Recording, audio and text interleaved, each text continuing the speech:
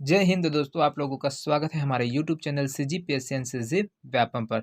दोस्तों, आज का जो क्लास है जिसमें 30 महत्वपूर्ण प्रश्न है वो लेकर आया गया है। जो 12th का जो बुक है उसमें जो चैप्टर नंबर 5 है पृष्ठ सतह रसायन, उसमें से टॉप 30 महत्वपूर्ण प्रश्न है लिया गया है दोस्तों, जो आगामी भर्ती परीक्षा प्रयोगशाला सहायक एग्जाम के दृष्टिकोण से बहुत ही ज़्यादा महत्वपूर्ण है। तो हमारे साथ लास्ट तक बने रहिएगा और इस वीडियो को पूरा अंत तक देखिएगा, है ना। तो बिना किसी देरी के दोस्तों यहाँ पर पहला प्रश्न क्यों है वो बढ़ते हैं। तो देखिए, पहला प्रश्न है दोस्तों, निम्न में से किसमें टिंडल प्रभाव प्रदर्शित नहीं होता है? निलंबन में, पायस में, शर्करा विलयन में या फिर स्वर्ण साल में। तो यहाँ पर देखिए दोस्तों, टिंडल प्रभाव के बारे में पूछा गया। तो यहाँ पर जो टिंडल प्रभाव प्रदर्शित नहीं करता है वो कौन सा चीज है जिसमें यहाँ पर टिंडल प्रभाव है वो प्रदर्शित नहीं करता है। तो यहाँ पर इसका जो करेक्ट आंसर है दोस्तों वो हो जाएगा आपको ऑप्शन सी है, बिल्कुल सही हो जाएगा। शर्करा विलयन में दोस्तों टिंडल प्रभाव है क्या है, प्रदर्शित नहीं होता है। बाकी आपका निलंबन, पायस और स्वर्ण सौल है, इसमें टिंडल प्रभाव है प्रदर्शित होते हैं। तो टिंडल प्रभाव है क्या चीज दोस्तों, है ना। तो टिंडल प्रभाव है दोस्तों, टिंडल प्रभाव प्रकाश की किरण बिखेरने की घटना को टिंडल प्रभाव है वो कहते हैं दोस्तों, है ना। प्रकाश की जो की किरण है उसको बिखेरने की जो घटनाएं होती है उसको हम लोग बोलते हैं टिंडल प्रभाव कहते हैं, है ना। टिंडल प्रभाव है दोस्तों लाल प्रकाश की तुलना में नीले प्रकाश को है दोस्तों वो ज्यादा बिखेरता है। साथ में टिंडल प्रभाव प्रकाश के नीले रंग और होता है दोस्तों, तो उसमें सूर्योदय और सूर्यास्त के समय के जो पूर्व का जो लाल रंग है दिखने का कारण भी यही होता है ना। तो इसको ध्यान में रखिएगा। और मुख्य चीज है आपको यहाँ पर जो टिंडल प्रभाव के जो नहीं दर्शित प्रदर्शित करते हैं उसमें दोस्तों आपका शर्करा विलयन है, नमक का घोल है ना। नमक का घोल है, ये टिंडल प्रभाव है वो प्रदर्शित नहीं करते। साथ में अमोनियम क्लोराइड होता है दोस्तों, है ना। अमोनियम क्लोराइड है, ये भी आपका क्या है, अमोनियम क्लोराइड का घोल है। और कॉपर सल्फेट के घोल में भी दोस्तों टिंडल प्रभाव वो नहीं होता है। तो इन उदाहरणों को दोस्तों ध्यान में रखना, बहुत ही इंपॉर्टेंट प्रश्न है। साथ में दोस्तों जो टिंडल प्रभाव की खोज है दोस्तों वो कब हुआ था, 1869 में है दोस्तों, यहाँ पर हुआ था। इस घटना के बारे में है वो जो वैज्ञानिक टिंडल जी है उनके द्वारा 1869 में इसको बताया गया था। तो इन सबको पॉइंट को याद रखिएगा, बहुत ही इंपॉर्टेंट क्वेश्चन है। दूसरा प्रश्न है दोस्तों यहाँ पर, निम्न में से द्रव स्नेही सॉल्ट कौन सा है? दूध, गोंद, कुहरा या फिर रक्त। यहाँ पर द्रव स्नेही सॉल्ट है वो दोस्तों कौन सा है? तो इसका जो करेक्ट आंसर होगा दोस्तों वो हो जाएगा आपका यहाँ पर गोंद है दोस्तों, बिल्कुल सही आ जाएगा। जो द्रव स्नेही साल है दोस्तों, है ना। यहाँ पर देखिए जो दोस्तों जो द्रव स्नेही सॉल्ट के अंतर्गत दोस्तों यहाँ पर दूध और गोंद दोनों आते हैं, है ना। द्रव स्नेही साल क्या होता है? द्रव स्नेही सॉल के उदाहरण में आपको देखने को मिला दूध और गोंद। तो यहाँ पर गोंद है, आपको उसको लेना है, दोनों है। वैसे तो दूध भी है वो आता है इसमें, है ना। साथ में द्रव स्नेही सॉल दोस्तों कोलाइडन विलयन का एक प्रकार होता है और द्रव विरोधी सॉल से ज्यादा स्थिर है वो होता है दोस्तों। तो इसको भी ध्यान में रखिएगा, बहुत ही इंपॉर्टेंट क्वेश्चन है। अगला क्वेश्चन है दोस्तों, निम्न में से किस प्रकार का उत्प्रेरण अधिशोषण सिद्धांत के द्वारा स्पष्ट किया जाता है, वो पूछा गया दोस्तों। तो कौन सा सिद्धांत है दोस्तों जो, है ना, उत्प्रेरण अधिशोषण सिद्धांत के द्वारा स्पष्ट है वो किया जाता है? कौन सा? यहाँ पर ऑप्शन देखिए, ऑप्शन है आपका समांगी उत्प्रेरण, अम्ल क्षार उत्प्रेरण, विषमांग उत्प्रेरण या फिर एंजाइम उत्प्रेरण। तो यहाँ पर देखिए दोस्तों इसका जो करेक्ट आंसर होगा दोस्तों वो हो जाएगा आपको ऑप्शन सी है दोस्तों, बिल्कुल सही हो जाएगा दोस्तों।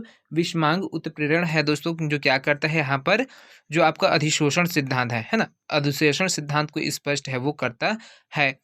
आपका ऑप्शन सी है वो बिल्कुल सही हो जाएगा दोस्तों। विषमांगी उत्प्रेरण को दोस्तों अधिशोषण सिद्धांत द्वारा है वो समझा जाता है। विषमांगी उत्प्रेरण में दोस्तों गैसी या फिर विलयन में जो मौजूद अभिकारक होते हैं दोस्तों, क्या होते हैं, मौजूद अभिकारक है वो होते हैं, वो ठोस होते हैं और उत्प्रेरक की सतह पर अधिशोषित हो जाते हैं दोस्तों। साथ में अधिशोषण के कारण उत्प्रेरक की जो सतह पर दोस्तों अभिकारकों की सांद्रता है वो क्या होती है जाती है दोस्तों, सांद्रता है वो बढ़ता जाता है ना। सांद्रता है वो बढ़ जाती है। सांद्रता बढ़ने के कारण दोस्तों अभिक्रिया की दर भी क्या है, वो दर भी है आपका बढ़ जाता है। और अभिक्रिया के बाद जो उत्पाद बनकर उत्प्रेरक की सतह से दोस्तों वो अलग हो जाते हैं। तो ये भी क्वेश्चन आपको समझ आ गया होगा दोस्तों, आपको ऑप्शन सी है वो बिल्कुल सही है। अगला प्रश्न है दोस्तों, चौथा नंबर का क्वेश्चन है, जब ताप कम कर दिया जाता है तब दाब बढ़ा दिया जाता है। तो ठोस पर गैस में अधिशोषण की मात्रा कम हो जाती है, बढ़ जाती है, अप्रभावित रहती है, फिर पहले कम होती है, बाद में बढ़ जाती है।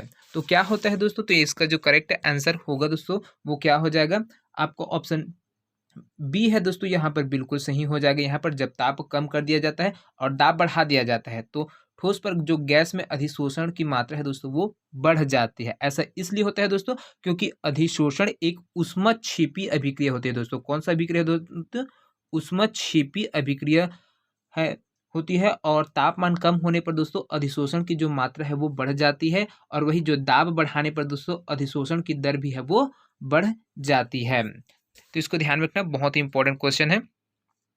अगला क्वेश्चन है दोस्तों, यहाँ पर देखिए, FeOH3 के ताजे बने अवक्षेप में HCl की कुछ बूंदे मिलाने पर लाल रंग का कोलाइड प्राप्त होता है। ये जो प्रक्रिया है वो क्या कहलाती है, विलायकन कहलाती है, रक्षण की क्रिया कहलाती है, पेप्टीकरण कहलाती है, फिर डायलिसिस कहलाती है। तो क्या कहलाता है दोस्तों, तो इसका जो करेक्ट आंसर होगा दोस्तों वो हो जाएगा आपको ऑप्शन सी है, बिल्कुल सही हो जाएगा। जैसे ही FeO3 के ताजे बने अवक्षेप में HCl की जैसी कुछ बूंदे मिलाते हैं दोस्तों, जो लाल रंग का कोलाइड प्राप्त होता है दोस्तों वो पेप्टीकरण प्रक्रिया है वो कहलाती है। अगला क्वेश्चन है दोस्तों, यहाँ पर छठा नंबर का क्वेश्चन है, प्लेटनीकृत एस्बेस्टॉस SO3 को SO2 व SO2 से बनने में सहायक होता है, परंतु यदि AS2O3 की अल्प मात्रा भी उपस्थित होती है तो यह सहायता नहीं हो पाती। AS2O3 क्या है दोस्तों, धनात्मक उत्प्रेरक है, ऋणात्मक उत्प्रेरक है, स्व उत्प्रेरक है, या फिर उत्प्रेरक विष है। तो ये जो क्या है दोस्तों, तो इसका जो करेक्ट आंसर होगा दोस्तों वो हो जाएगा आपको ऑप्शन डी है दोस्तों, बिल्कुल सही हो जाएगा। जैसे ही प्लेटनीकृत एस्बेस्टॉस है दोस्तों वो SO3 को SO2 में और SO2 से बनने में सहायक होता है, परंतु AS2O3 की अल्प मात्रा भी उपस्थित होती है।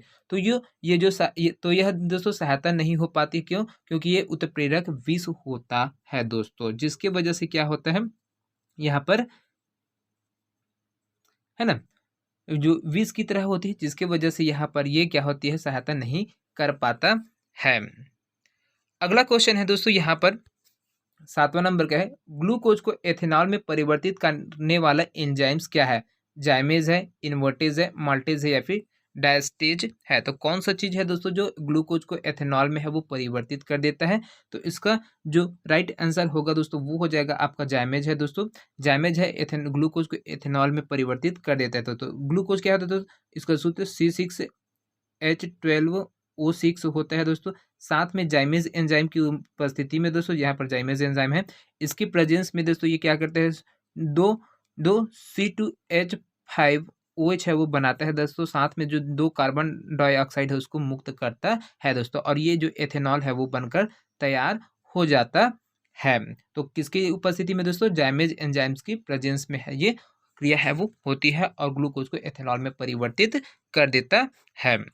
अगला क्वेश्चन है दोस्तों, यहाँ पर वह प्रक्रिया जिसमें अभिक्रिया किसी उत्पाद से ही उत्प्रेरित हो जाती है क्या कहलाती है, अम्ल क्षार उत्प्रेरण, स्व उत्प्रेरण, ऋणात्मक उत्प्रेरण, या फिर प्रेरित उत्प्रेरण, क्या कहलाता है दोस्तों। तो इसका जो करेक्ट आंसर होगा दोस्तों वो हो जाएगा आपका ऑप्शन बी है दोस्तों, बिल्कुल सही हो जाएगा दोस्तों। स्व उत्प्रेरण कहलाता है वह प्रक्रिया जिसमें अभिक्रिया किसी उत्पाद से ही उत्प्रेरित हो जाती है, स्व उत्प्रेरण कहलाते हैं दोस्तों, है ना। तो यहाँ पर देखिए जो दोस्तों, जो इसको हम लोग किसके नाम से और जानते हैं, ऑटो कैटलिसिस के नाम से भी, जो स्व उत्प्रेरण है दोस्तों उसको ऑटो कैटलिसिस के नाम से भी जानते हैं। जब किसी रासायनिक अभिक्रिया की गति किसी पदार्थ की उपस्थिति में बढ़ जाती है तो दोस्तों वो उत्प्रेरण होता है ना। लेकिन वह प्रक्रिया जिसमें अभिक्रिया किसी उत्पाद से ही उत्प्रेरित हो जाती है उसे स्व उत्प्रेरण या फिर ऑटो कैटलिसिस है वो कहते हैं, है ना। तो ध्यान में रखिएगा, बहुत ही इंपॉर्टेंट क्वेश्चन है ये। अगला क्वेश्चन है दोस्तों, यहाँ पर निम्न में से किसमें उत्प्रेरणा की आवश्यकता है, S+O2 SO2, 2SO2 plus O2 तो 2SO3, और C+O2 है तो CO2, और उपयुक्त सभी में। तो यहाँ पर किसमें उत्प्रेरण की आवश्यकता है दोस्तों, यहाँ पर उत्प्रेरण की आवश्यकता किसमें है दोस्तों, तो इसका जो राइट आंसर होगा दोस्तों वो हो जाएगा आपका ऑप्शन बी है, वो बिल्कुल सही हो जाएगा दोस्तों। यहाँ पर 2SO2 प्लस O2 है तो 2SO3 है वो बना रहा है, जैसे क्रिया करेगा तो 2SO3 है वो बन रहा है ना।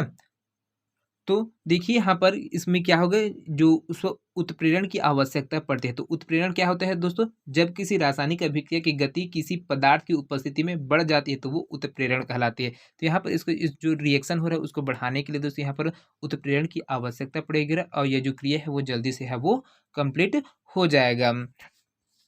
चलिए अगला क्वेश्चन है दोस्तों, यहाँ पर 10वां नंबर का क्वेश्चन है, HNO3 बनाने की ओस्टवाल्ड प्रक्रम में उत्प्रेरक कौन सा है? MO है, FE है, NI है या फिर PT है? तो यहाँ पर देखिए दोस्तों, जो HNO3 बनाने की जो ओस्टवाल्ड प्रक्रम है दोस्तों, उसमें उत्प्रेरक के रूप में कौन सा चीज काम करता है दोस्तों? तो यहाँ पर दोस्तों आपको ऑप्शन डी है दोस्तों, बिल्कुल सही हो जाएगा, प्लेटिनम जाली है दोस्तों, ये काम करता है। तो यहाँ पर देखिए HNO3 बनाना है हमको, तो क्या लेना पड़ेगा दोस्तों? सबसे पहले 4 है वो NH3 के अणु लेना पड़ेंगे, साथ में 5 ऑक्सीजन है उसको हमको लेना पड़ेगा, साथ में प्लेटिनम जाली के साथ दोस्तों हम इसको रिएक्शन कराएंगे। तो ये क्या पड़ेगा? 4 NO बनाएगा, है ना, 4 NO बनाएगा और प्लस 6 H2 है दोस्तों, यहाँ पर ये बाहर निकल जाएगा। फिर ये जो 4 NO है दोस्तों, उसमें का हम 2 NO है उसको लेंगे और ऑक्सीजन के साथ फिर एक बार क्रिया है वो कराएंगे। जैसे ही ऑक्सीजन के साथ क्रिया कराएंगे दोस्तों, तो ये 2NO2 और नाइट्रोजन के ऑक्साइड है वो बनाता है, 2NO2 है वो बनाएगा। फिर हम 3 जो NO2 के अणु है दोस्तों उसको लेंगे, फिर जल के साथ ही इसको क्रिया कराएंगे दोस्तों। जैसे ही जल के साथ क्रिया कराते हैं तो यहाँ पर दोस्तों 2 HNO3 है वो बन जाता है दोस्तों, और साथ में है NO है वो मुक्त हो जाता है। NO है दोस्तों यहाँ पर मुक्त हो जाता है, और इसमें प्लेटिनम जाली है दोस्तों, इसको कितने डिग्री पर हीट किया जाता है? तो 650 डिग्री सेल्सियस से 800 डिग्री सेल्सियस पर है दोस्तों, ये उत्प्रेरक के रूप में हम इसको उपयोग करते हैं, कि इसको प्लेटिनम जाली को इतना, है ना। तो इस ये है, उसके बाद यहाँ पर जो आपका 2NHO3 है वो HNO3 है वो बनकर तैयार हो जाता है। तो यहाँ पर आपका ऑप्शन डी है वो बिल्कुल सही है।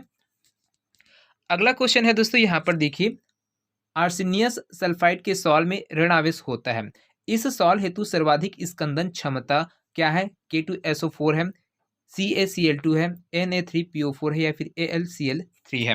तो क्या है दोस्तों यहाँ पर इसका? तो इसका जो करेक्ट आंसर होगा दोस्तों वो हो जाएगा आपको ऑप्शन डी है दोस्तों, बिल्कुल सही हो जाएगा। आर्सेनियस सल्फाइड के सॉल्ट में ऋणावेश होता है दोस्तों। इस सॉल्ट हेतु सर्वाधिक स्कंदन क्षमता है किसमें होता है दोस्तों? AlI3 में होता है दोस्तों, क्योंकि आर्सेनिक सल्फाइड सॉल्ट के स्कंदन के लिए दोस्तों एल्यूमिनियम आयन की, है ना, जो आपको एल्यूमिनियम आयन की है दोस्तों आवश्यकता है वो पड़ेगी, है ना। यही स्कंदन की क्षमता सबसे ज़्यादा होती है यहाँ पर, क्योंकि जो आपका यहाँ पर जो आर्सेनियस सल्फाइड है दोस्तों उसमें ऋण आवेश है, लेकिन स्कंदन के लिए किसके? तो पॉजिटिव चार्ज है वो कि उसकी आवश्यकता पड़ेगा, साथ में, है ना, ये चीज है तो उसको ध्यान। और आर्सेनिक सल्फाइड सॉल्ट के स्कंदन के लिए दोस्तों धन आयन, जिसमें ज्यादा धनात्मक आवेश होता है, वो सबसे प्रभावित है, इसलिए यहाँ पर एल्यूमिनियम प्लस आयन है उसको हमको लेना पड़ेगा, किसके तहत? ये हार्डी सूच के नियम के आधारित पर होता है दोस्तों। इसलिए यहाँ पर जैसे विपरीत आवेश वाला जो गुण होता है वो क्या करते हैं? स्कंदन के लिए ज्यादा महत्वपूर्ण होता है। यहाँ पर Al3 है, इसी के बीच में दोस्तों एक और चीज है, Al3 के बाद है आपका Ba2+ आयन है, ये भी आ जाता है, बेरियम आ जाता है, और सोडियम आयन भी है दोस्तों यहाँ पर आ जाता है ना। जो सोडियम आयन है वो भी इसके बाद है वो आता है। सबसे पहले Al3 आता है, एल्यूमिनियम आयन है, तो उसके बाद बेरियम आयन, और फिर आपका तीसरे नंबर पर सोडियम आयन है वो, इसका क्रम है वो आता है। तो इसको ध्यान में रखिएगा, बहुत ही इंपॉर्टेंट क्वेश्चन है। अगला क्वेश्चन है दोस्तों यहाँ पर 12वां नंबर का, टिंडल प्रभाव को देखा जाता है विलायक में, विलयन में, कोलाइडिसॉल में या फिर अवक्षेप में? तो किस में देखा जाता है दोस्तों? यहाँ पर जो टिंडल प्रभाव को किस में देखा जाता है दोस्तों? तो इसका जो करेक्ट आंसर होगा दोस्तों वो होगा आपका कोलाइडिसॉल है दोस्तों, इसमें हम टिंडल प्रभाव को वो देखते हैं। तो टिंडल प्रभाव है वो क्या होता है दोस्तों? जब प्रकाश की किरणें है ना, प्रकाश की किरणें बिखेरने की घटना को हम लोग टिंडल प्रभाव के नाम से है जानते हैं दोस्तों। चलिए अगला क्वेश्चन है दोस्तों, यहाँ पर अधिशोषण बहुस्तरीय होता है, भौतिक अधिशोषण, रासायनिक अधिशोषण, ए और बी दोनों, और कोई नहीं। तो जो अधिशोषण है दोस्तों वो बहुस्तरीय होते हैं, तो ये 2 प्रकार से होता है दोस्तों, 2 प्रकार से होता है। कौन कौन से 2 प्रकार से होते हैं? तो एक होता है आपका भौतिक अधिशोषण होता है, और दूसरा आपका रासायनिक अधिशोषण है वो होता है। तो इस वजह से आपका ऑप्शन सी है वो बिल्कुल सही हो जाएगा, ए और बी दोनों। अगला क्वेश्चन है दोस्तों यहाँ पर, किसी कोलाइड के क्रिस्टलाभ से अर्धपारगम्य झिल्ली द्वारा अलग करने की प्रक्रिया क्या कहलाती है? अपोहन, स्कंदन, अति सूक्ष्म छनन या फिर अनुमापन? तो यहाँ पर देखिए बहुत इंपॉर्टेंट क्वेश्चन पूछा गया है। कोई भी कोलाइड है, किसी कोलाइड के जो क्रिस्टलाभ से अर्धपारगम्य झिल्ली द्वारा अलग करने की जो प्रक्रिया होती है वो क्या कहलाती है दोस्तों? यहाँ पर अपोहन की क्रिया कहलाती है ना। डायलिसिस की क्रिया है, डायलिसिस की क्रिया है वो कहलाती है दोस्तों। यहाँ पर डायलिसिस है, इसकी क्रिया कहलाती है। तो और जो ग्राहम ने दोस्तों अपोहन विधि है वो दिया था, ग्राहम नाम का जो वैज्ञानिक है ना, उनके द्वारा जो अपोहन विधि है उसको दिया गया था। अगला क्वेश्चन है दोस्तों, यहाँ पर देखिए निम्न अभिक्रिया में जो समांग उत्प्रेरण है वो कौन सा। यहाँ पर देखिए N2 गैसीय अवस्था में और 3H2 है गैसीय अवस्था में। आयरन के प्रेजेंस में यहाँ पर 2NH3 बना रहा है दोस्तों। उसके बाद 2SO2 गैसीय अवस्था में और ऑक्सीजन है, तो 2NO के प्रेजेंस में 2SO3 है गैसीय अवस्था में बना रहा है। साथ में यहाँ पर देखिए तीसरा है CO है, 3H2 है, तो निकिल की उपस्थिति में NH4 बना रहा है और H2 है वो उसको मुक्त करा है। और 2SO2 है उसमें O2 है, तो वेनेडियम ऑक्साइड के द्वारा दोस्तों यहाँ पर देखिए 2SO3 गैसीय अवस्था है वो बना रहा है। तो यहाँ पर देखिए क्या चीज़ पूछा गया है, ये जो रिएक्शन देखिए इसमें समांग उत्प्रेरण कौन सा है।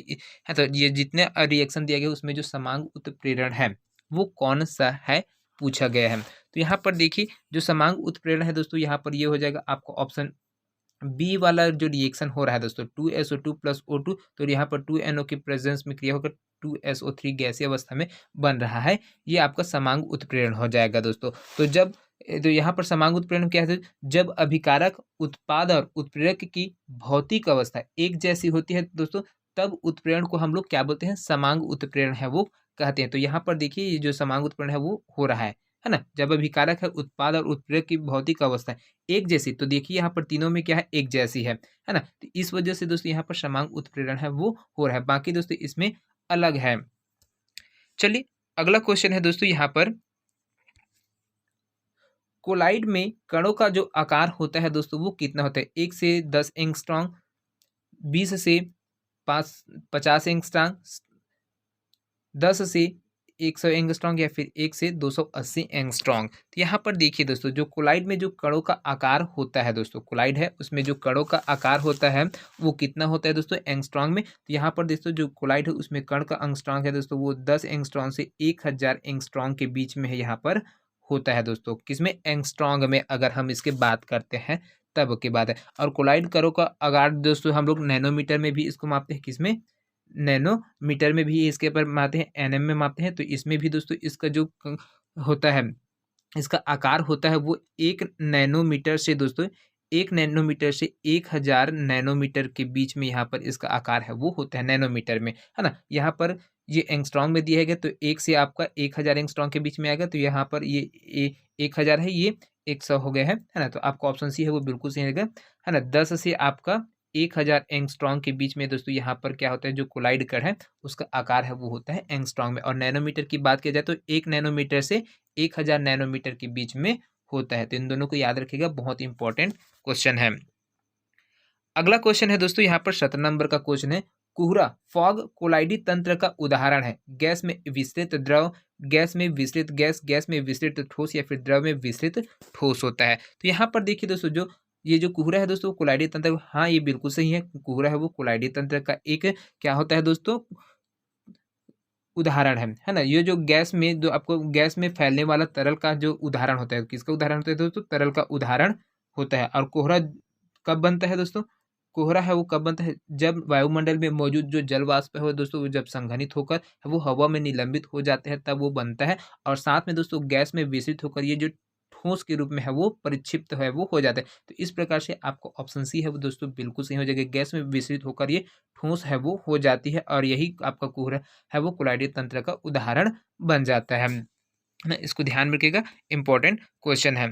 अगला क्वेश्चन है दोस्तों, यहाँ पर निम्न में से हाइड्रोफिलिक जो कोलाइड है वो कौन सा है, बेरियम सल्फेट विलयन, आर्सेनियस सल्फाइड सॉल्ट, स्टॉर्च साल या फिर सिल्वर आयोडाइड साल। तो हाइड्रोफिलिक जो कोलाइड है दोस्तों वो कौन सा है, इसको पूछा गया है दोस्तों। तो यहाँ पर देखिए इसका जो करेक्ट आंसर होगा दोस्तों वो हो जाएगा आपका ऑप्शन सी, बिल्कुल सही हो जाएगा। स्टॉर्च साल एक प्रकार से हाइड्रोफिलिक कोलाइड है दोस्तों। जो स्टॉर्च साल दोस्तों ये द्रव स्नेही विलयन और कोलाइडर घुल दोनों की तरह है दोस्तों, यहाँ पर व्यवहार करता है।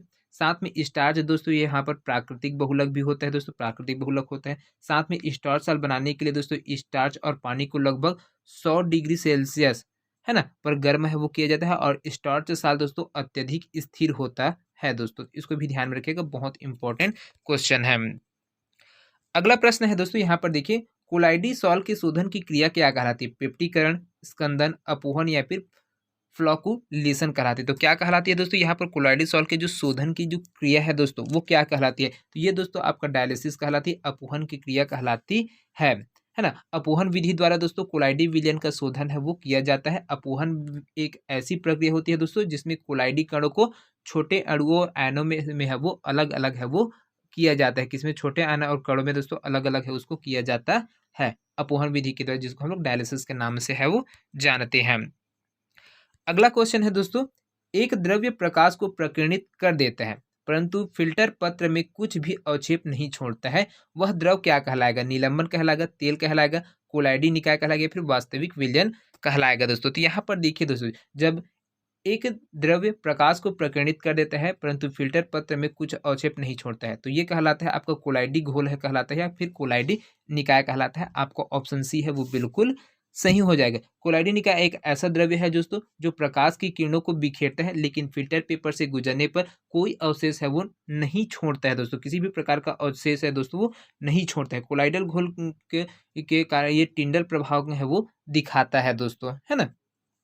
चलिए अगला क्वेश्चन है दोस्तों, यहाँ पर जो 21वां नंबर का क्वेश्चन है बहुत इंपॉर्टेंट क्वेश्चन है।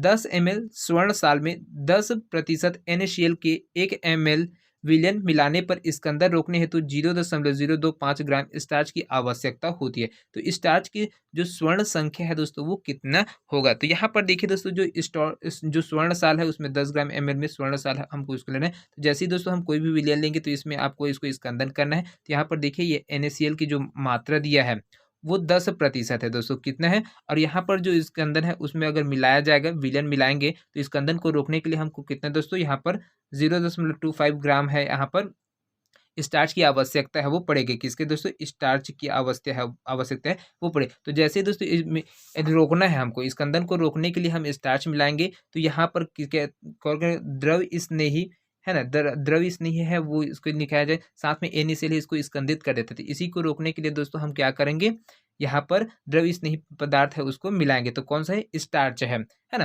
तो इस चीज का है, तो यहाँ पर देखिए जो परिभाषा है उसके अनुसार दोस्तों स्टार्च की जो स्वर्ण संख्या, तो इसी में दोस्तों जो स्टार है द्रव स्नेही पदार्थ है ये जो मिलाने तक है ना स्कंदित कर देगा तो उसको रोकेगा, वहीं पर जो संख्या मिलेगा वही आपका क्या कहलाएगा? जो स्वर्ण संख्या है वो कहलाएगा। तो यहाँ पर स्टार्च की जो मात्रा है वो ग्राम है, उसको हम लोग मिलीग्राम में है उसको निकालना पड़ेगा। तो इसके लिए क्या करना पड़ेगा दोस्तों? परिभाषा के अनुसार है स्टार्च की जो स्वर्ण संख्या है वो मिलीग्राम में स्टार्च की वह मात्रा होती है जिसमें मानक स्वर्ण सॉल्ट के 10 ml में मिलाने पर वह 10% NaCl विनियल का 1 ml हो जाता है 1 ml मिलाने पर गोल्ड के स्कंदन को रोकती है दोस्तों। कौन? यहाँ पर NaCl है वो 10% है, तो यहाँ पर 1 ml है मिलाएंगे जैसे, तो यह क्या है? स्कंदन को रोक देगा। और इसलिए स्टार्च की जो मात्रा है दोस्तों वो कितने है? 0.25 ग्राम है ना, 0.25 ग्राम है। तो यहाँ पर दोस्तों हमको 25 ग्राम है तो इसको हमको मिलीग्राम में है चेंज करना पड़ेगा। तो मिलीग्राम है तो उसको 1000 से गुणा करेंगे तो यहाँ पर क्या हो जाएगा? ये आपका बन के आ जाएगा 250 mg है वो बनकर आ जाएगा। तो और यही तो 250 mg है दोस्तों, 250 mg है, यही हमारा क्या होगा? स्वर्ण संख्या है वो हो जाएगा। तो स्वर्ण संख्या है दोस्तों कितना हो जाएगा? 250 हो जाएगा। तो यहाँ पर देखिए दोस्तों आपका ऑप्शन सी है वो बिल्कुल सही है, ऑप्शन डी है दोस्तों बिल्कुल सही है, 250 डी है ना। ये 250 है दोस्तों, 25 दशमलव हो गए तो ये 250 है ना। तो ये आपका बिल्कुल सही हो जाएगा 250। यहाँ पर जो स्वर्ण की जो संख्या स्टार्च में स्वर्ण की संख्या कितनी होगी? 250 है वो होगी। अगला क्वेश्चन है दोस्तों, गोल्ड सॉल्ट में स्कंदन हेतु कौन सा विद्युत अपघट्य सर्वाधिक प्रभावी होता है दोस्तों? तो NaNO3, K4FeCN6 या फिर Na3PO4 या फिर MgCl2। तो यहाँ पर देखिए दोस्तों जो गोल्ड सॉल्ट है उसमें स्कंदन हेतु जो विद्युत अपघट्य है वो सर्वाधिक होगा दोस्तों। वो कौन सा होगा दोस्तों? तो यहाँ पर देखिए आपका जो करेक्ट आंसर है दोस्तों वो हो जाएगा आपका ऑप्शन MgCl2 है वो हो जाएगा दोस्तों। MgCl2 है दोस्तों स्वर्ण साल क्या होता है? जो स्वर्ण साल होता है दोस्तों यहाँ पर है ना, आपका जो स्वर्ण साल है ये ऋणावशित होता है दोस्तों। यहाँ पर देखिए जो स्वर्ण सॉल है ना, जो गोल्ड सॉल है इसको हम लोग क्या बोलते हैं? स्वर्ण सॉल है ना। तो ये क्या होता है? ऋणावेशित होता है। लेकिन हमको चाहिए इसको क्या है? विद्युत अपघट्य में सर्वाधिक प्रभावी होगा, तो ऋणावेशित है तो जो सुल्ज नियम है उसके आधार पर हमको क्या धनावेशित चाहिए। तो धनावेशित सबसे ज्यादा किस में होता है दोस्तों? मैग्नीशियम क्लोराइड में होता है ना। तो यहाँ पर देखिए मैग्नीशियम क्लोराइड है, स्वर्ण साल में अभी में है ना, ये जो स्वर्ण साल है उसमें ऋणावेशित होता है और साथ में यह धन आयन द्वारा दोस्तों द्वारा क्या होगा, स्कंदन की क्रिया है वो यहाँ पर धन आयन के द्वारा ही होगा दोस्तों। तो धन आयन का जो सर्वाधिक आवेश है दोस्तों किस में होगा, मैग्नीशियम क्लोराइड पर है वो होता है। अगला क्वेश्चन है दोस्तों यहाँ पर, किसी आयन की कोलाइडी विलयन में स्कंदन हेतु जो सामर्थ्य है, इसका आवेश, इस आवेश का चिन्ह, आवेश की मात्रा और आवेश का चिन्ह व मात्रा दोनों। तो क्या होगा दोस्तों यहाँ पर, कोई किसी आयन की कोलाइडी विलयन में स्कंदन हेतु हमको किस चीज की आवश्यकता पड़ेगी दोस्तों, तो यहाँ पर किसी आयन की कोलाइडी विलयन में दोस्तों स्कंदन करने की जो क्षमता उसका क्या होता है, आवेश पर निर्भर करता है ना, उसके आवेश और जो संयोजकता है, आवेश और संयोजकता दोस्तों, है ना, इसके ऊपर क्या करता है, निर्भर करता है, आवेश और संयोजकता के ऊपर निर्भर करती है। ये किसके अनुसार, जो हार्डी सुलजे नियम के अनुसार दोस्तों क्या होता है, विपरीत आवेश वाले आयन की संयोजकता जितनी ज्यादा होगी उसके सॉल्ट का स्कंदन करने की जो ताकत उतनी है वो ज्यादा होती है। तो यहाँ पर दोस्तों हमको अब हमारा जो आंसर होगा दोस्तों वो हो जाएगा आपका ऑप्शन डी है दोस्तों, यहाँ पर बिल्कुल सही हो जाए, आवेश का चिन्ह और मात्रा दोनों, मतलब उसकी संयोजकता भी क्या होगी, हमको उसके ऊपर निर्भर रहना पड़ेगा, इस वजह से आवेश का चिन्ह और मात्रा दोनों की आवश्यकता हमको पड़ेगी। अगला क्वेश्चन है दोस्तों यहाँ पर, यदि परिक्षिप्त प्रावस्था द्रव्य तथा परिक्षेपण माध्यम ठोस हो तो कोलाइड क्या कहलाता है, सॉल कहलाता है, जेल कहलाता है, पास कहलाता है, फिर झाग कहलाता है। तो यहाँ पर देखिए दोस्तों, इसका जो करेक्ट आंसर होगा दोस्तों वो हो जाएगा आपका ऑप्शन बी है वो बिल्कुल सही हो जाएगा, है ना। जब कोई द्रव किसी ठोस में परिक्षिप्त होकर कोलाइडी विलयन बनाता है तो उसे हम लोग जेल के नाम से है वो जानते हैं दोस्तों, जेल के नाम से जानते हैं, है ना। तो जेल में परिक्षिप्त अवस्था क्या होता है दोस्तों, यहाँ पर द्रव्य क्या है, परिक्षिप्त अवस्था रहेगा और इसका जो परिक्षेपण माध्यम होगा दोस्तों वो क्या हो जाएगा, यहाँ पर ठोस होता है। तो यहाँ पर इसका जो उदाहरण भी हम लोग देखेंगे तो उसमें क्या होगा, यहाँ पर तो पनीर है, एक है आपका पनीर है, दूसरा आपका मक्खन है ना, और तीसरे एक और चीज़ है ये जेली है, ये तीनों क्या है इसके उदाहरण के रूप में है वो आ जाएगा, जेल के रूप में, हाँ जेल के रूप में जो उदाहरण होगा, है ना, जेल में जो परिक्षिप्त अवस्था है ना, उसमें आपका ये है वो आ जाएगा, कौन कौन से, पनीर, मक्खन और जेल, ये जेल के उदाहरण है, जेली है ना, जो ये क्या है जेल के उदाहरण हो जाएंगे। चलिए अगला क्वेश्चन है दोस्तों यहाँ पर, निम्नलिखित में से कौन कोलाइडी नहीं है, दूध, रक्त, आइसक्रीम या फिर यूरिया विलेन। तो यहाँ पर जो कोलाइड नहीं है दोस्तों वो पूछा गया है, कोलाइड नहीं है पूछा गया है। तो यहाँ पर देखिए दूध आपका कोलाइड है, रक्त भी आपका कोलाइड के समान है, आइसक्रीम भी आपको कोलाइड से बना गया, लेकिन यूरिया विलियन है दोस्तों, यूरिया का घोल ये कोलाइड विलियन नहीं है दोस्तों यहाँ पर। तो इसका जो आपका ऑप्शन डी है दोस्तों, ये ऑप्शन डी है बिल्कुल सही है। तो यहाँ पर देखिए यूरिया का घोल दोस्तों इसी के क्षेत्र में ये देखिए, और कौन कौन सी चीज़ कोलाइड नहीं है, एक तो यूरिया का घोल हो गया, दूसरा आपका वायु हो जाता है जो समांगी मिश्रण होता है ना, और साथ में आपका एक चीज़ और है, कौन सा है, जो बोरिक अम्ल है दोस्तों, कौन सा, बोरिक अम्ल, बोरिक अम्ल ये भी आपका कोलाइड है वो नहीं होता है, कोलाइडी विलयन नहीं होता है दोस्तों, है ना। यूरिया का जो घोल है दोस्तों वो कोलाइडी विलयन नहीं होता है, क्योंकि ये पानी में यूरिया के कणों का दोस्तों एक सजातीय घोल होता है, इस वजह से यहाँ पर ये यूरिया को है कोलाइडी विलयन है नहीं माना जाता है।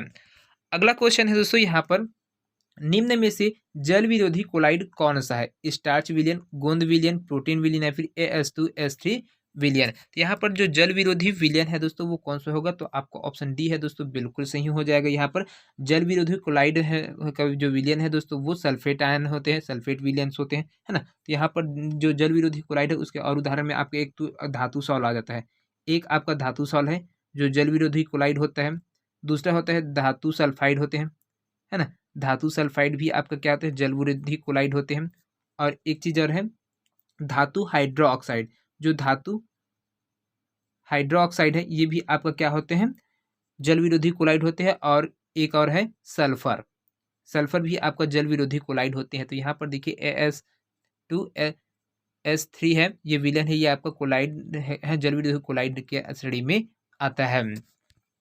चलिए अगला क्वेश्चन है दोस्तों यहाँ पर, रक्त पर जो आवेश होता है वो कौन सा होता है दोस्तों। तो यहाँ पर देखिए धनात्मक दिया है, ऋणात्मक दिया है, उदासीन दिया है, फिर इनमें से कोई नहीं दिया है। तो यहाँ पर जो रक्त पर जो आवेश होता है दोस्तों वो होता है आपका ऑप्शन बी है, बिल्कुल सही हो जाएगा।